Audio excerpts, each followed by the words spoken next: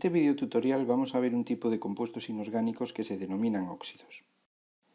Son compuestos formados por la combinación de un elemento químico más el oxígeno. Según este elemento sea metálico o no metálico, tenemos dos categorías de óxidos: óxidos metálicos y óxidos de no metales. A continuación vamos a ver cómo se llega a la fórmula de los óxidos. En general vamos a obtener M2 o X o NM2 o X, donde M y NM representarían el símbolo de un elemento metálico o no metálico. Este 2 y este 2 será la valencia que tiene el oxígeno, y la X, tanto en un caso como en el otro, será la valencia que tendrá el metal o el no metal. Seguidamente vamos a ver algunos ejemplos donde se va a entender esto más fácilmente. Vamos a empezar formulando algunos ejemplos de óxidos de metales. Un metal con valencia 1, por ejemplo, el litio. ¿Qué óxido formaría? Bien, debemos describir en primer lugar el elemento metálico, en este caso el símbolo del litio, Li. A continuación escribimos el símbolo del oxígeno, O. Y por último, lo que debemos de hacer es intercambiar las valencias del oxígeno y del litio. Es decir, escribimos aquí un 2 que correspondería a la valencia del oxígeno, y al oxígeno le tendríamos que poner la valencia del litio, que es 1, pero en formulación no se escriben los unos. Ahora un ejemplo con un elemento metálico que tenga valencia 2, por ejemplo, el calcio. Formaría el siguiente óxido: Ca y a continuación O. Seguidamente ponemos al calcio la valencia del oxígeno, que es 2, y al oxígeno la valencia del calcio, que es 2. Cuando nos encontremos un caso como este, no podemos dejarlo así, debemos de simplificar la fórmula. La forma de simplificarla es dividiendo ambos subíndices por el más pequeño de ellos. En este caso da igual uno que otro, sería 2. Así tendríamos 2 entre 2, 1, 2 entre 2, 1, con lo cual la fórmula final sería la siguiente: CaO. Un ejemplo más con un elemento metálico con valencia 3, por ejemplo, el aluminio. El óxido que se formaría sería Al, símbolo químico del aluminio, a continuación O, símbolo del oxígeno, y por último ponemos como subíndices las valencias intercambiadas. Esto es, al aluminio le escribimos un 2 que correspondería con la valencia del oxígeno, y al oxígeno escribiríamos como subíndice un 3 correspondiente a la valencia del aluminio, quedando finalmente este óxido que veis, Al2O3. Con elementos no metálicos ocurriría exactamente igual. Por ejemplo, con el boro, elemento químico no metálico con valencia 3. ¿Qué óxido formaría?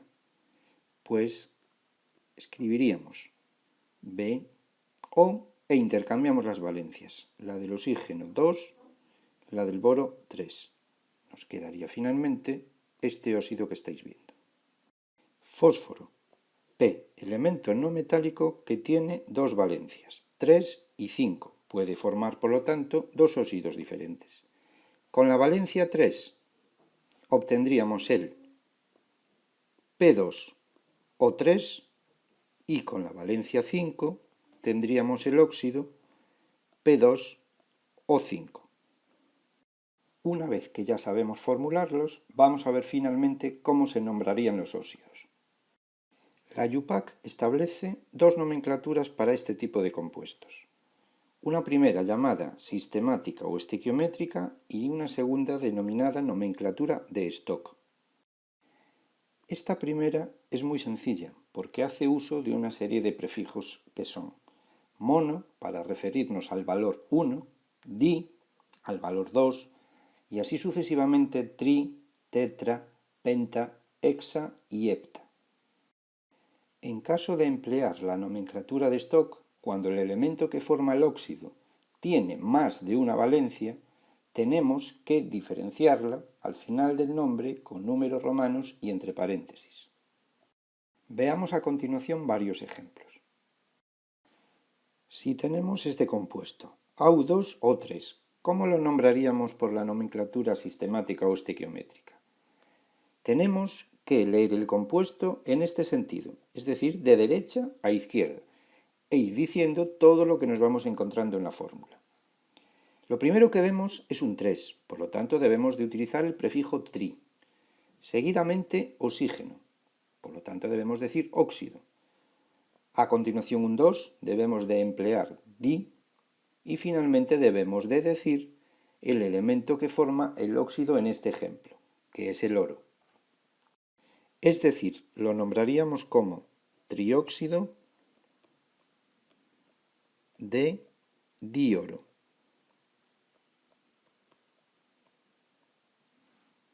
Fijaros que este prefijo tri y este di se corresponden con este 3 y con este 2. ¿Cómo se nombraría este compuesto utilizando la nomenclatura de Stock? Deberíamos de nombrarlo óxido de oro. Lo que ocurre es que el oro es un elemento que presenta dos valencias, 1 y 3. Lo que tenemos que hacer en este caso es identificar con qué valencia actúa en este óxido. Como sabemos que las valencias del oxígeno y del otro elemento se intercambian, fijaros que este 3 procederá de la valencia del oro en este caso. Por tanto, para completar el nombre debemos de poner al final con números romanos y entre paréntesis la valencia del oro, en este caso, que es la 3. Un último ejemplo con un óxido no metálico, por ejemplo, el Cl2O5. Usando la nomenclatura sistemática diríamos penta, óxido de dicloro. Y con la nomenclatura de Stock deberíamos de decir óxido de cloro. Lo que ocurre es que el cloro tiene 4 posibles valencias, 1, 3, 5 y 7.